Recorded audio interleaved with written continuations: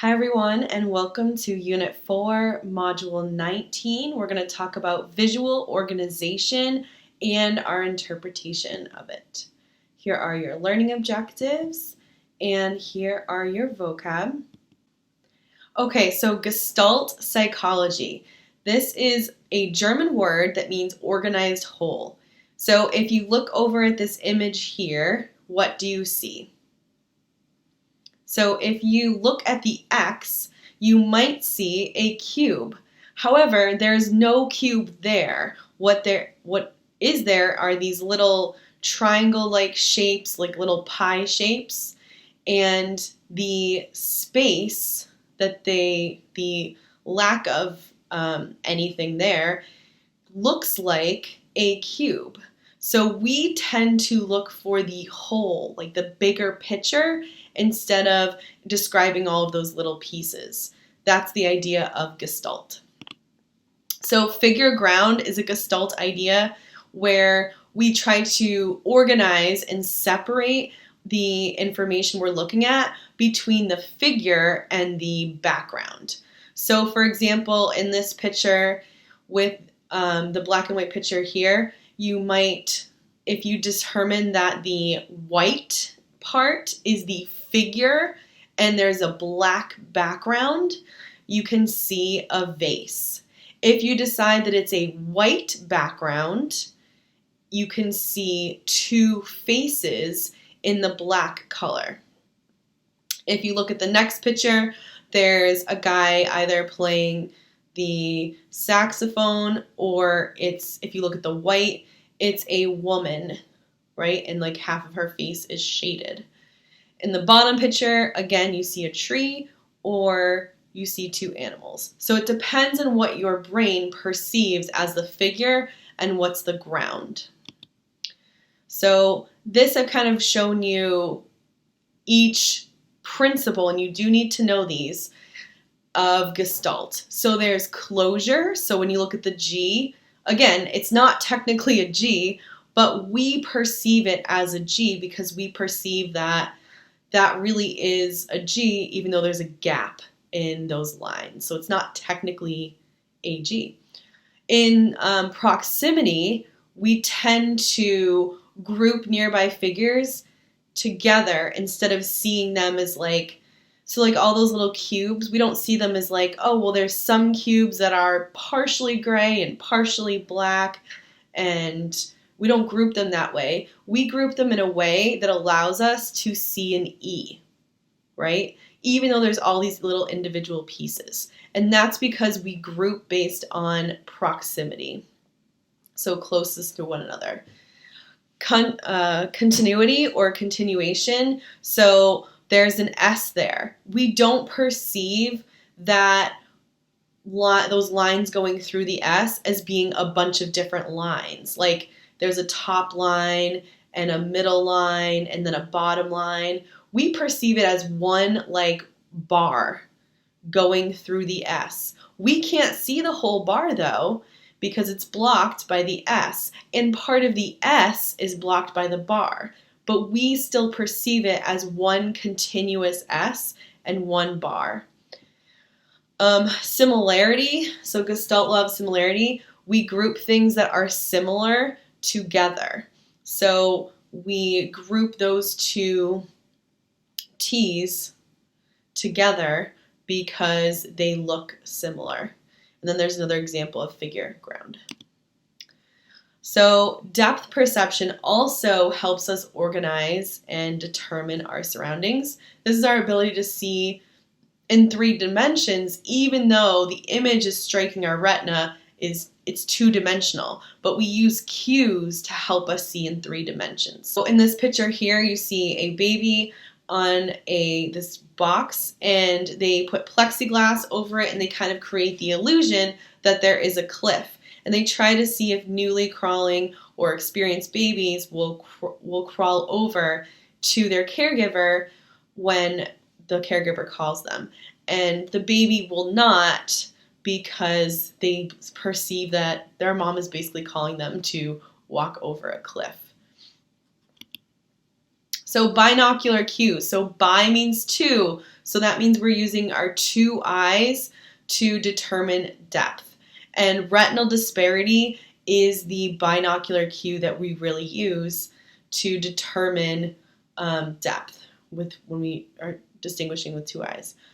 So if you cover something up with one eye and you can move your finger, right? That shows you that you have basically like two camera lenses that are showing you two different perspectives, and your brain takes in that information.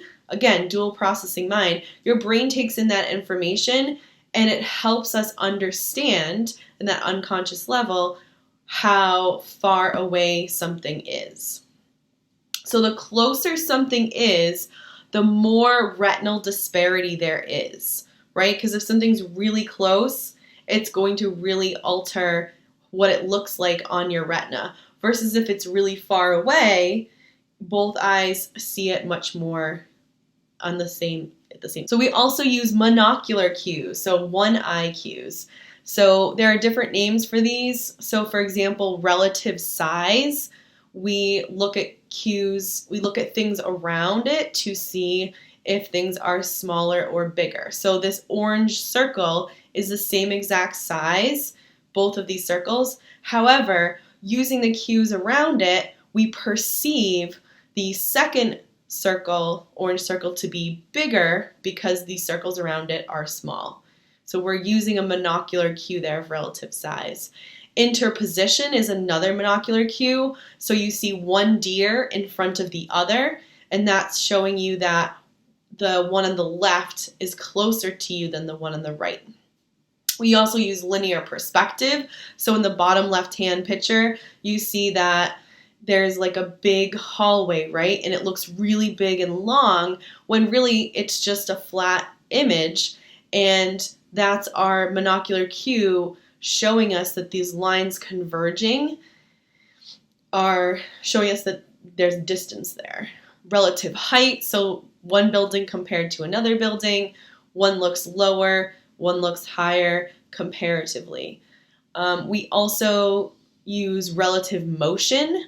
So if you're in a car and you look at a house, right, you see stuff going by you, and that's showing you which direction you are moving. So if things are passing behind you, you're moving forward. Stroboscopic movement and the phi phenomenon. So stroboscopic movement is, think of like an animation. So an animation will flash pictures in rapid succession so that it looks like one continuous flowing image. That is stroboscopic movement. Phi phenomenon kind of does the same thing, except it does it with lights. So it creates the illusion of one continuous movement, like this image here, which is the perfect example because it's Christmas lights, but it looks like the wheels are turning, and really the wheels aren't turning. It's just some lights are flashing on and some lights are flashing off, kind of showing you that movement. Okay, so we also have constancies which help us understand our world. Our brains like to perceive things like shape, size, color, brightness as being constant, even when they change on our retina. We like to perceive them as constant. So for example, the door, right? No matter, technically those doors are different shapes on our retina. Our retina is getting that information, and that door on the right doesn't look the same shape as the door on the left. But our brain is like, of course it's the same shape. It's just that one door is open a bit, and so it gives it that different shape. We also, at the top, tend to perceive things a certain way. So this is kind of like messing with our constancy on the top, because these tables are actually the same width, but our perception is altered by the things surrounding the table. So by the shadow, by where the legs are, and all that. And then size. So look at that linear perspective picture. We see those blue poles, I guess, And we perceive them to be as a constant size, and just that they're getting smaller on our retina because they're getting farther away. When you see your friend at the end of the hallway, you don't perceive and you can do like this, make your friend disappear. You don't perceive your friend as getting smaller, you perceive it as your friend is far away. So here's an example of brightness constancy. So if you look at the letter A and the letter B, we perceive that the letter A is in shadow, and so that it's actually a lighter color because it's in the shadow of that ball. However, this picture is actually an illusion because when you remove the shadow and all the surrounding colors, and this is the same picture, you can see, and it's like you look at it, and I know your eyes don't believe this, but A and B are the same color in both of these photos. We'll show you more of these because I know you don't believe me.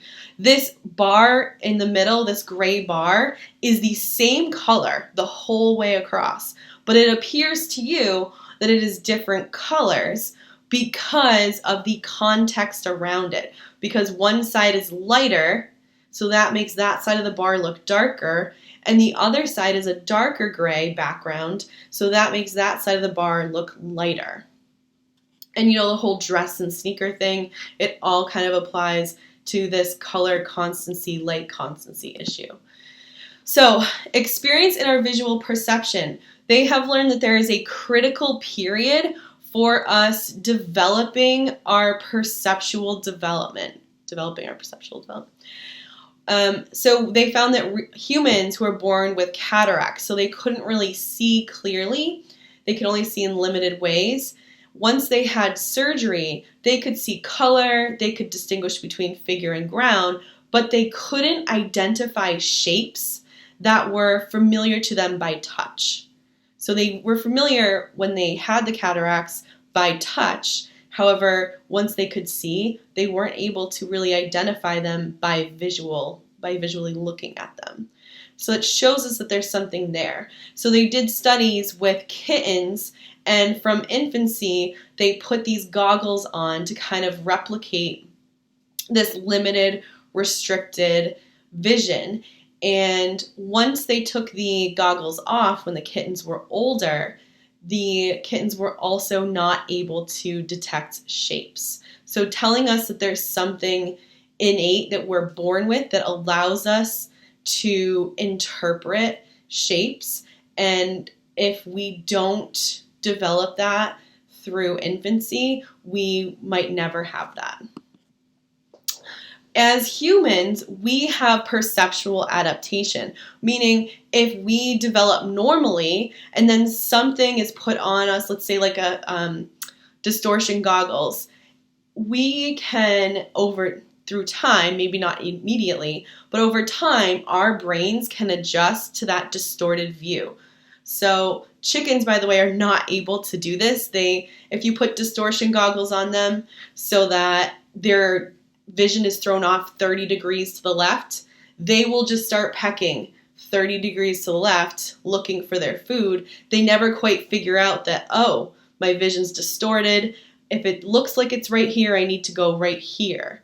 Humans, we can interpret that and understand that, and we can adapt. Also, if you wear the goggles for a while, one experimenter wore goggles for like 8 days that made everything upside down, so inverted. So the sky was on the floor, couldn't really see his feet when he looked down because it was up here, and everything that was right was left. He wore them for 8 days, and at first it was really hard.